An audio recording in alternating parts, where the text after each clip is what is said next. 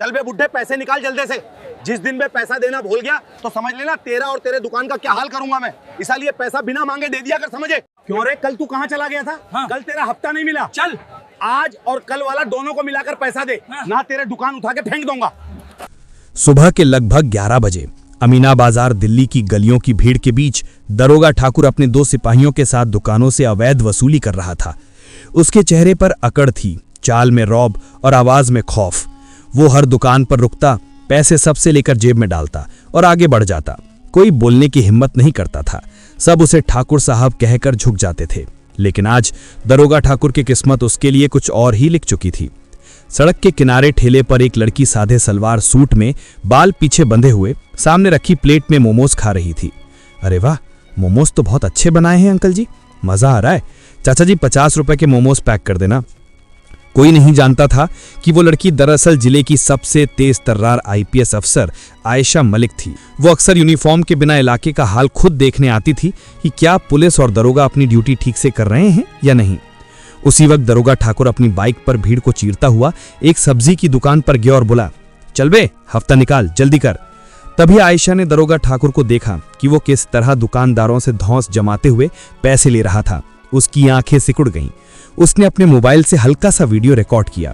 उसने सोच लिया कि अब तो इस दरोगा ठाकुर को सबक सिखाना ही होगा। अगले दिन सुबह सुबह वहीं अमीना बाजार, वहीं गली, लेकिन अब कुछ बदला हुआ था। उसी जगह जहां कल आयशा मोमोज खा रही थी, आज उसने एक पानीपुरी का ठेला लगा रखा था। ठेले पर वहीं लड़की खड़ी थी, सिर पर दुपट्टा, चेहरा साधा, लेकिन आंखों में इत्मीनान की चमक। कोई नहीं पहचान पा रहा था कि ये वही आईपीएस अफसर है। वो ग्राहकों को पानीपुरी खिला रही थी, मुस्कुरा रही थी, लेकिन अंदर ही अंदर वो सिर्फ एक मौके के इंतजार में थी। करीब 2 घंटे बाद दरोगा ठाकुर अपनी रोजमर्रा की रूटीन पर बाजार पहुंचा। दोनों तरफ सिपाही थे। उसने आते ही एक समोसे वाले को घूरा और बोला, क्या रे, आज फिर लेट हो गया, चल 500 निकाल। समोसे वाले ने कांपते हुए पैसे निकालकर दे दिए। ठाकुर आगे बढ़ा और तभी उसकी नजर आयशा के ठेले पर पड़ी। वो तुरंत रुक गया। उसने आयशा से मुस्कुराते हुए कहा, अरे नया ठेला लगाया है तुमने, चलो अच्छा है, अब तुमसे भी हफ्ता लेना पड़ेगा। आयशा ने सिर उठाया और हल्के लहजे में कहा, कौन सा हफ्ता साहब? ठाकुर ने अकड़ते हुए कहा, जो सब देते हैं वही, वरना ठेला कल से यहां नहीं दिखेगा, समझी? आयशा ने सीधा उसकी आंखों में देखा और कहा, साहब मैं कोई पैसे नहीं दूंगी। ठाकुर हंस पड़ा और बोला, ओहो, बड़ी तेज जबान है तेरी, लगता भी नहीं है बाजार में, ज्यादा चालाकी न दिखा वरना ठेला उलट दूंगा। आयशा खामोश रही, लेकिन उसकी निगाहों में चैलेंज था। ठाकुर का गुस्सा बढ़ गया। उसने ठेले पर हाथ मारा और बोला, पैसे निकाल। आयशा ने फिर इनकार किया। तभी ठाकुर ने गुस्से में आकर आयशा के गाल पर जोरदार थप्पड़ जड़ दिया। आवाज इतनी तेज थी कि पास खड़े लोग सकते में आ गए। किसी ने कुछ कहने की हिम्मत नहीं की। बाजार में एक लम्हे के लिए खामोशी छा गई। आयशा ने गुस्से में कहा, दरोगा साहब, इस थप्पड़ का हिसाब तो होकर रहेगा। ठाकुर हंसते हुए बोला, जा, तुझसे जो होता है कर ले। ये कहकर वो वहां से निकल गया। उसी वक्त आयशा थाने पहुंची। सामने इंस्पेक्टर राठौर कुर्सी पर बैठा पकौड़े खा रहा था। उसने कहा, क्या काम है, क्या लेने आई हो यहाँ? आयशा ने बिना इधर उधर देखे कहा, साहब मुझे रिपोर्ट लिखवानी है। राठौर ने एक ठहाका लगाया और बोला, रिपोर्ट? यहाँ कोई रिपोर्ट नहीं लिखी जाती, चलो यहाँ से निकलो। आयशा ने बिना हिले कहा, रिपोर्ट तो थाने में ही लिखी जाती है साहब। राठौर ने मेज पर रखी चाय का घूंट लिया और धीमे से बोला, मैंने कहा ना, यहाँ कोई रिपोर्ट नहीं लिखी जाती। अगर रिपोर्ट लिखवानी ही है तो 5000 रुपए लगेंगे। तुम्हारे 5 पैसे हैं तो रिपोर्ट लिखवाओ, वरना यहां से जाओ। आयशा कुछ पल खामोश रही। फिर उसने अपने बैग से 5000 रुपए निकाले और राठौर के सामने रख दिए। राठौर के चेहरे पर मुस्कुराहट फैल गई। उसने रुपए उठाकर दराज में रखे और बोला, अब बताओ किसकी रिपोर्ट लिखवानी है? आयशा ने बिना झिझक कहा, दरोगा ठाकुर की। राठौर की मुस्कुराहट पल भर में गायब हो गई। क्या कहा तुमने, दरोगा ठाकुर? आयशा ने कहा, हाँ साहब, दरोगा ठाकुर की। वो कल बाजार में दुकानदारों से जबरदस्ती वसूली कर रहा था, मुझे धमकाया और थप्पड़ मारा। मुझे उसकी रिपोर्ट दर्ज करवानी है। राठौर का गुस्सा बढ़ गया। उसने कुर्सी सीधी की और धीमे लहजे में बोला, तुम जानती भी हो किसकी बात कर रही हो? दरोगा ठाकुर मेरे ही थाने का आदमी है, उसकी रिपोर्ट मैं नहीं लिख सकता। आयशा ने सख्ती से कहा, कानून सबके लिए बराबर होता है, चाहे वो दरोगा हो या इंस्पेक्टर। राठौर ने मेज पर हाथ पटकर बोला, ज्यादा दिमाग न चलाओ, ये कोई टीवी शो नहीं है कि जो चाहे रिपोर्ट लिखवा ले। यहाँ वही होता है जो हम चाहेंगे। आयशा ने राठौर को गुस्से से देखा, फिर सख्त आवाज में कहा, साहब आपने रुपए ले लिए हैं, अब रिपोर्ट लिखनी पड़ेगी। राठौर खड़ा हुआ और गुस्से में बोला, रुपए लिए तो क्या हुआ, मैं उसकी रिपोर्ट नहीं लिखूंगा, समझी? और अगर ज्यादा जबान चलाई तो 1 मिनट भी नहीं लगेगा अंदर करने में। आयशा ने गहरी सांस ली। उसकी आंखों में वही ठंडक थी जो एक अफसर की निगाहों में होती है। वो बिना कुछ कहे मुड़ी और थाने से बाहर चली गई। बाहर अमीना बाजार में फिर वही चहल पहल थी। आयशा ने सोच लिया कि अब तो दरोगा ठाकुर और इंस्पेक्टर राठौड़ को सबक सिखाना ही है। सड़कों पर हल्की भीड़ थी, दुकानदार अपनी दुकानें समेट रहे थे और हवा में तले हुए पकौड़ों की खुशबू फैल रही थी। लेकिन आईपीएस आयशा मलिक के दिल में अब कोई सुकून नहीं था। उसका चेहरा गुस्से और तौहीन से तप रहा था। दरोगा ठाकुर के थप्पड़ की गूंज अब भी उसके कानों में थी, लेकिन उसने फैसला कर लिया था कि अब ये मसला यही नहीं रुकेगा। उसी वक्त आयशा ने अपने भाई डीएसपी करण मल्होत्रा को फोन लगाया। आयशा के हाथ कुछ कांपे, लेकिन उसने कॉल कर दी। फोन कुछ सेकंड तक बजा और फिर दूसरी तरफ से भारी आवाज आई। हाँ आयशा, सब ठीक है ना? आयशा की आवाज धीमी थी लेकिन मजबूत थी। नहीं भैया, इस बार कुछ बहुत गलत हो गया है। क्या हुआ? थाने का दरोगा ठाकुर, उसने बाजार में वसूली करते हुए मुझे थप्पड़ मारा और जब मैं रिपोर्ट लिखवाने गई तो इंस्पेक्टर राठौड़ ने पैसे मांगे और रिपोर्ट भी नहीं लिखी। कुछ पल के लिए फोन के उस पार खामोशी छा गई। फिर डीएसपी करण मल्होत्रा की आवाज आई। तुम इस वक्त कहाँ हो? मैं इस वक्त अमीना बाजार में हूँ, मुझे आपकी मदद चाहिए। आज शाम तक बाजार में आ जाइएगा, वही जगह जहाँ कल मोमोज वाला ठेला था। करण ने कहा, ठीक है आयशा, मैं आता हूँ। शाम के करीब 5 बजे का वक्त था। आयशा अमीना बाजार में खड़ी थी, सादा सूट में, लेकिन चेहरे पर वही सख्ती थी। थोड़ी देर में काली गाड़ी आकर रुकी। गाड़ी से डीएसपी करण मल्होत्रा उतरे। लंबे सीधे कदम और आंखों में गुस्से की लकीरें। भीड़ ने फौरन उन्हें पहचान लिया। सब धीरे धीरे आपस में बात करने लगे। अरे डीएसपी साहब आ गए। आयशा उनके पास आई। डीएसपी जी, यही वो जगह है जहां दरोगा ठाकुर ने मुझे थप्पड़ मारा था। करण ने चारों तरफ नजर दौड़ाई। बाजार के लोगों ने नजरें झुका ली, कोई कुछ न बोला। आयशा और करण दोनों थाने की तरफ बढ़े। थाने का माहौल हमेशा की तरह ढीला था। बाहर सिपाही बातें कर रहे थे, अंदर मेज पर फाइलें बिखरी थीं। लेकिन जैसे ही डीएसपी करण मल्होत्रा अंदर दाखिल हुए, पूरा थाना सख्त में आ गया। इंस्पेक्टर राठौड़ फौरन खड़ा हो गया। नमस्ते डीएसपी जी, कैसे आना हुआ? करण ने सीधा उसकी तरफ देखा। आना तो मुझे बहुत पहले ही चाहिए था, लेकिन अब आया हूं ताकि देख सकूं कि इस थाने में क्या हो रहा है। इंस्पेक्टर राठौड़ के चेहरे पर पसीना साफ झलक रहा था। उसका चेहरा पीला पड़ गया। उसने हकलाते हुए कहा, नहीं साहब, सब ठीक है। आयशा आगे बढ़ी। साहब, यही इंस्पेक्टर राठौड़ है जिसने मुझसे 5000 रुपए लेकर भी रिपोर्ट नहीं लिखी। राठौड़ ने झट से कहा, साहब ये झूठ बोल रही है। करण की आवाज और सख्त हो गई।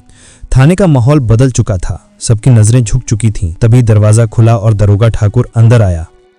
उसने जैसे ही डीएसपी जी और आयशा को देखा, उसके चेहरे का रंग उड़ गया। वो एक पल के लिए ठिठक गया, फिर बोला, साहब आप? करण ने ठंडे लहजे में कहा। हाँ, पहचान लिया ना? ठाकुर ने हकलाते हुए कहा।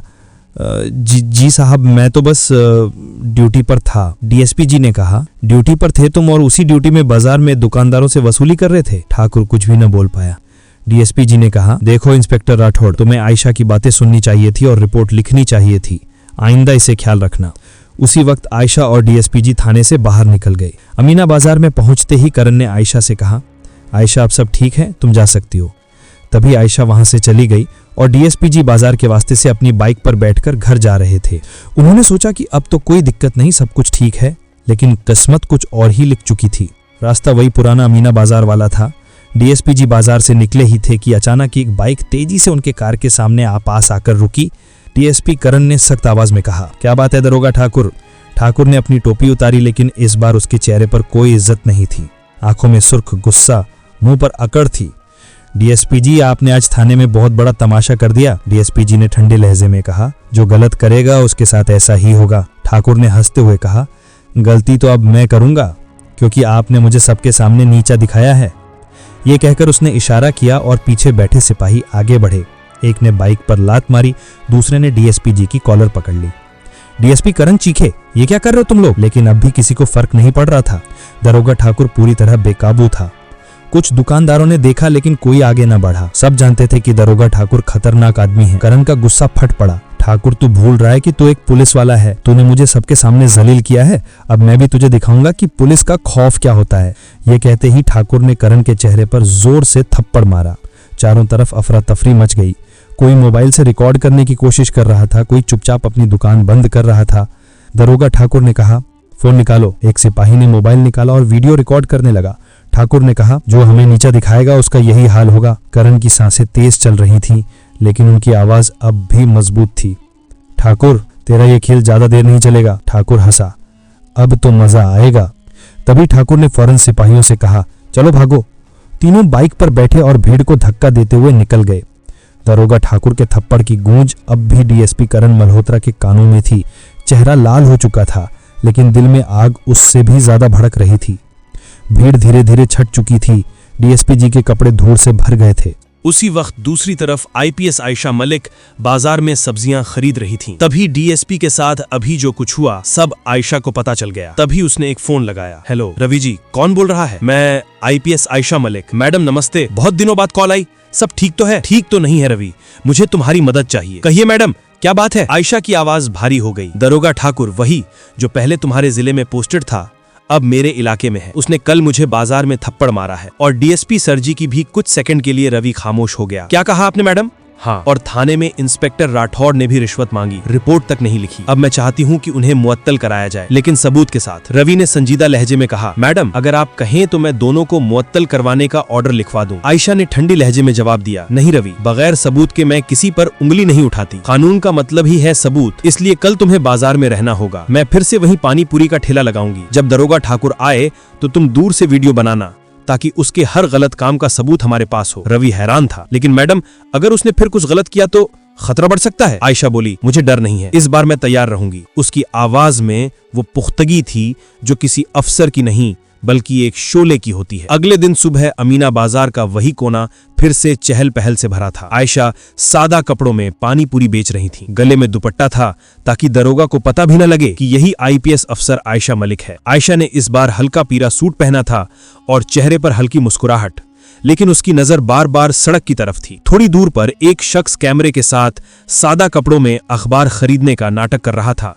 वही था इंस्पेक्टर रवि चौहान। उसने कैमरा ऑन किया और रिकॉर्डिंग शुरू कर दी। करीब 20 मिनट बाद दूर से एक बाइक की आवाज सुनाई दी। लोगों ने देखा कि वही पुराना दरोगा ठाकुर अपनी अकड़ में आ रहा है, आंखों में वही रौब। उसने बाजार के बीच बाइक रोकी और सिपाहियों से बोला, चलो देखते हैं आज किसने नया ठेला लगाया है। वो सीधा आयशा के ठेले की तरफ बढ़ा, बोला, चल हफ्ता निकाल। भीड़ फिर से सख्ते में थी। कुछ लोग पास आए, कुछ डर के मारे दूर हट गए। आयशा बोली, साहब मैं कोई हफ्ता नहीं दूंगी। ठाकुर हंसा, लगता है समझ में नहीं आता तुम लोगों को, चलो समझाते हैं। उसने ठेले पर लात मारा, प्लेटें नीचे गिर गईं, आलू पानी सब सड़क पर फैल गया। आयशा ने गहरी सांस ली लेकिन कुछ न बोली। ठाकुर बोला, क्यों अब चुप क्यों हो, बोलना। आयशा की आंखें सीधी उसकी आंखों में थीं। ठाकुर हंसा और ठेले को लात मारकर वहां से निकल गया। रवि अब भीड़ में खड़ा था, हर लम्हा कैद कर रहा था। शाम को आयशा और रवि बाजार में मिले। रवि ने कहा, मैडम ये देखें पूरा सीन रिकॉर्ड हुआ है। ठाकुर ने जबरदस्ती पैसे मांगे, ठेला गिराया और धमकाया, अब बच नहीं सकता। आयशा ने वीडियो देखी और बोली, अब इसे सबूत के तौर पर जिला के डीजीपी के पास भेजा जाएगा। इंस्पेक्टर राठौर भी इसमें फंसेगा। रवि ने कहा, मैडम आप चाहें तो मैं ही खुद फाइल तैयार कर दूं। आयशा ने सिर हिलाकर कहा, नहीं मैं खुद करूंगी, ये लड़ाई मेरी है। अगले दिन सुबह का वक्त था, तभी आईपीएस आयशा मलिक और इंस्पेक्टर रवि चौहान दोनों थाने पहुंचे। अंदर इंस्पेक्टर राठौर एक कुर्सी पर बैठा फाइल पलट रहा था और बगल में चाय रखी थी। राठौर ने एक नजर आयशा पर डाली, फिर सख्त लहजे में बोला, अरे वाह, आज फिर से तू आ गई, क्या बात है, आज क्या हाथ का तमाचा लेने आई हो? फिर रवि की तरफ देखा और कहा, ये साथ में कौन है, कोई वकील है क्या? रवि कुछ बोलने ही वाला था कि आयशा ने लहजे आवाज में कहा, ये रवि चौहान है और हमें आपकी बातों में दिलचस्पी नहीं, हमें बस काम से मतलब है। राठौर मुस्कुराया, काम से मतलब है, तुम जैसे बहुत आते हैं यहाँ, सबको लगता है कि थाने में आकर तमाशा कर लेंगे तो फिर कुछ हो जाएगा। थाने में कुछ पल के लिए सन्नाटा छा गया। सिपाही एक दूसरे का चेहरा देखने लगे। तभी राठौर ने रवि की तरफ इशारा करते हुए कहा, और तुम कौन हो? राठौर ने झल्ला कर कहा, चलो बाहर निकलो यहाँ से, बहुत हो गया तमाशा, मैं अभी तुम्हें बाहर निकलवाता हूँ। तभी आयशा ने मोबाइल निकाला और डीजीपी संजय मेहरा ऑफिस का नंबर डायल किया। फोन स्पीकर पर था। कुछ सेकंड में उधर से आवाज आई, हाँ आयशा बोलो। राठौर चौंक गया। उसे नाम सुनते ही राठौर पसीना आने लगा। आयशा ने कहा, साहब मैं इस वक्त थाने में हूँ। इंस्पेक्टर राठौर और दरोगा ठाकुर दोनों ने ड्यूटी का गलत इस्तेमाल किया है। इंस्पेक्टर ने रिश्वत मांगी और दरोगा ने मुझे भरे बाजार में थप्पड़ मारा। मेरे पास दोनों के खिलाफ वीडियो सबूत हैं। डीजीपी संजय मेहरा की गंभीर आवाज आई, ठीक है वहीं रहो, मैं थाने आ रहा हूँ। कमरे में अब हर कोई खामोश खड़ा था।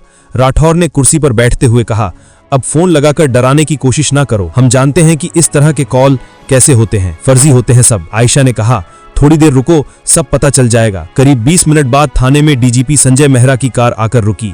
भारी कदम, सख्त चेहरा और आंखों में ठंडा गुस्सा। डीजीपी अंदर आए और बोले, कहाँ है इंस्पेक्टर राठौर और दरोगा ठाकुर?